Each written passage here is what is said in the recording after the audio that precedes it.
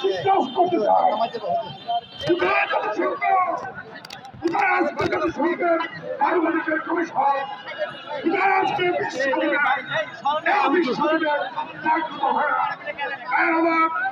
International union for Muslim scholars একটা ফতোয়া দিয়েছেন যে আজকে এই যে ইসরায়েলি আগ্রাসনের বিরুদ্ধে জিহাদ করা মুসলমানদের জন্য ফরজ হয়ে গেছে। তাই আমরা অন্তর্বর্তী সরকারকে বলবো এই ইসরায়েলের আগ্রাসনের বিরুদ্ধে যে কোনো পদক্ষেপ সরকার নেবে জাতীয় পার্টির চেয়ারম্যান তার নেতৃত্বে জাতীয় পার্টি সেটাকে সমর্থন দেবে। আপনাদের সবাইকে ধন্যবাদ দিয়ে আজকের মতো এখানে আমরা মিছিল শেষ করলাম। সবাইকে ধন্যবাদ।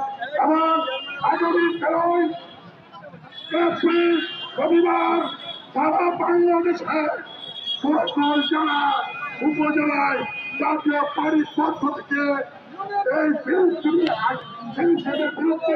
নিজের আত্মসরের বিরুদ্ধে নতুন কর্মসূচি দেওয়া হয়েছে।